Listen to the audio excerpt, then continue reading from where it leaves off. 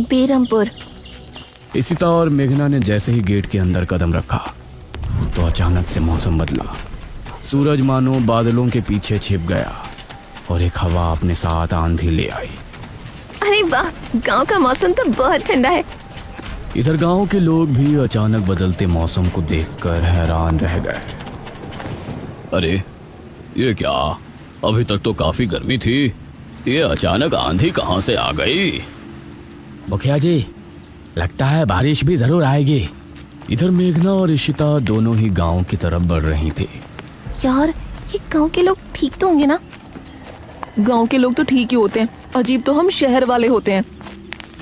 ये बात तो तूने बिल्कुल पते की कही। इशिता और मेघना दोनों गांव के चौक पर पहुंची। वहां एक कुआं भी था और वहीं मुखिया भी दो आदमियों के साथ खड़ा था। अरे बच्चियों, तुम दोनों कौन हो? अब नमस्ते जी, मेरा नाम इशिता है और ये है मेरी दोस्त मेघना। अच्छा बेटा, वैसे हमारे गांव में किस वजह से आना हुआ? वो असल में वो अंकल, हम लोगों को अपनी स्टडी के लिए 5 गांवों के बारे में लिखना है, इसलिए हम लोग यहाँ आए हैं। इसके बाद और 4 गांवों में जाएंगे। ओह अच्छा, फिर तो ठीक है बच्चों, हम तुम्हारी जितनी हो सके उतनी मदद करेंगे। जी अंकल, क्या हमें यहाँ कुछ दिन के लिए रहने के लिए कोई घर मिलेगा किराए पर? अरे बच्चों, तुमको किराए की घर की क्या जरूरत है? तुम दोनों जब तक चाहो मेरे ही घर में रह सकती हो। ठकुराइन वैसे भी लड़कियों से बहुत प्यार करती है। जी शुक्रिया अंकल।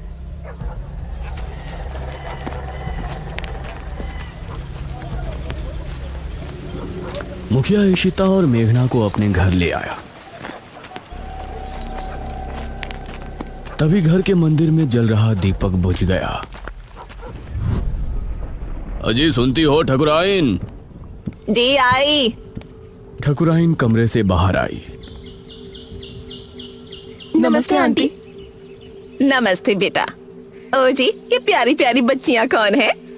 ये दोनों शहर से अपनी पढ़ाई के सिलसिले में आई हैं। हमारे गांव के बारे में लिखना चाहती हैं। वो क्या होता है रे, वो रिसर्च करने आई हैं। तभी वहां पर एक और लड़का आया। क्या कहा? हमारे गांव पर रिसर्च? इशिता और मेघना ने उसे देखा। भला हमारे बेवकूफ गांव में आपको क्या मिल सकता है? ये सुनकर इशिता और मेघना हैरान रह गई। चुप करो अनुज, ऐसे कोई अपने गांव में बोलता है क्या? ये मेरा बेटा है अनुज। अनुज ने मेघा और इशिता की ओर देखा और उन्हें हाथ जोड़कर नमस्ते किया। नमस्ते। बेटा अनुज, जरा इन दोनों को वो खाली कमरा दिखा दो जो तुम्हारे कमरे के बराबर में है। ठीक है पिताजी, आओ देवियों। देवियों? अनुज कॉरिडोर से होते हुए उनको कमरा दिखाने ले जाने लगा। इसी समय गांव के मंदिर में बैठा पुजारी भगवान की आरती कर रहा था।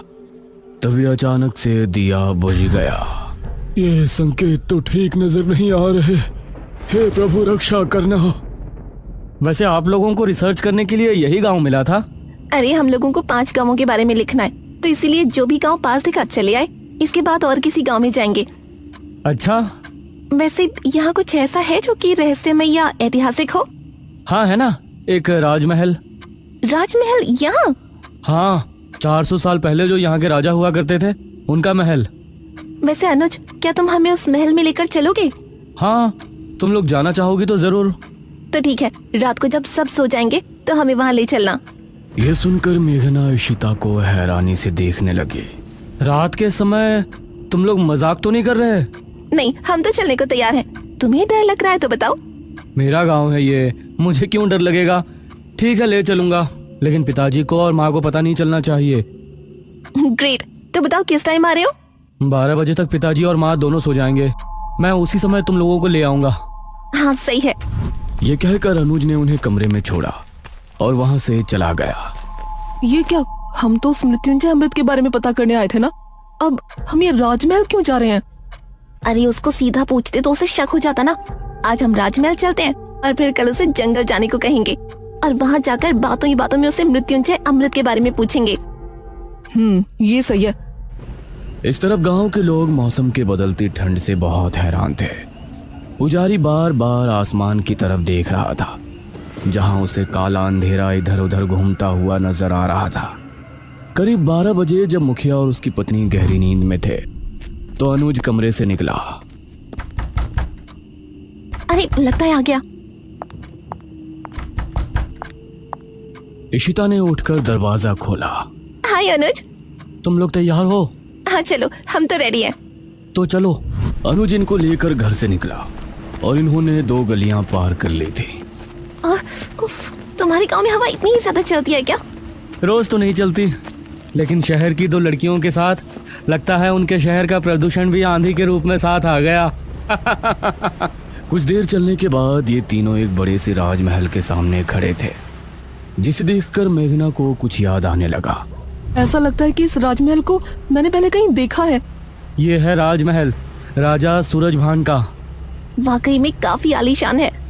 यह कहते हुए इशिता ने अपने कैमरे में उसकी एक फोटो ली। हमें खिड़की से अंदर जाना पड़ेगा, इसका दरवाजा सालों से जाम है। ये तीनों एक खिड़की के रास्ते राजमहल में पहुंचे और वहां की हर एक चीज मेघना को जानी पहचानी लग रही थी।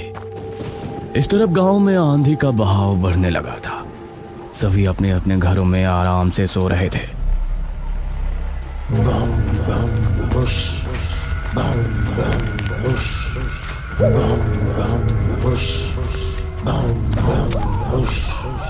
अरे ये आवाज तो। निशिर मोलो। गांव के सभी लोगों के दिलों में खौफ उतर आया। उसी समय मुखिया के कमरे में गांव का पुजारी हड़बड़ाता हुआ पहुंचा। मुखिया जी उठिए। मुखिया चौंकता हुआ नींद से जागा। क्या हुआ पुजारी जी, इतनी रात में आप? गांव में निशीर मोलो की आवाज गूंज रही है, सब बहुत डरे हुए हैं। पुजारी जी, ये कैसे हो सकता है? निशीर मोलो यहाँ कैसे आ सकते हैं? वो तो कई सालों पहले सो गए थे। जरूर कुछ ऐसा हुआ है जिससे वो जाग उठे थे। हमारा मन बहुत विचलित हो रहा है।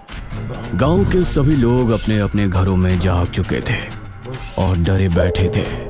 यह आवाज सभी के दिलों में खौफ पैदा कर रही थी। मेघना, इशिता और अनुज तीनों इस बात से बेखबर राजमहल में घूम रहे थे। ये कैसी आवाज है? हाँ, मैंने भी सुनी।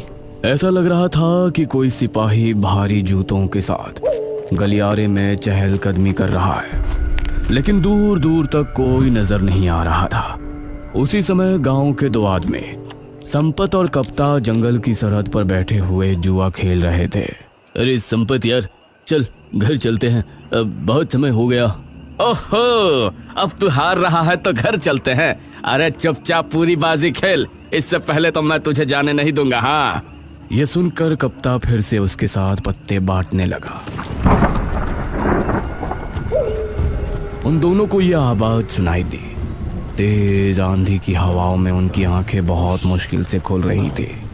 उन दोनों ने देखा कि सामने से 4 आदमी अपने कंधों पर एक ताबूत उठाए मंत्र पढ़ते हुए चले आ रहे हैं। संपत और कप्ता इससे पहले कुछ करते, वो चारों आकर उनके सामने रुक गए। हवा का रुख थोड़ा कम हुआ। वो चारों अपनी लाल चमकती आंखों से संपत और कप्ता को घूर रहे थे। इधर इशिता, मेघना और अनुज को एक दरवाजा खुलने की तेज आवाज सुनाई दी और वो चौंक पड़े। न जाने उस दरवाजे से कौन निकला, जिसको देखकर ये तीनों चौंक पड़े। वहीं संपत और कप्ता के सामने खड़े वो चारों शख्स जो कि निशीर मोलो थे, उनके कंधों पर रखा ताबूत खुल गया और उसके खुलते ही संपत और कप्ता की चीख पूरे गांव के लोगों ने सुनी, जिसे सुनकर सभी गांव के लोग डर गए। ये किसकी चीख थी जी? निशीर मोलो, ये चीख किसी अनहोनी की संकेत थी। निशीर मोलो आखिर कौन है? क्या है मृत्युंजय अमृत? और क्या संबंध है मेघना का इन सब से? इन सभी सवालों के जवाब जानने के लिए हमारे साथ जुड़े रहिए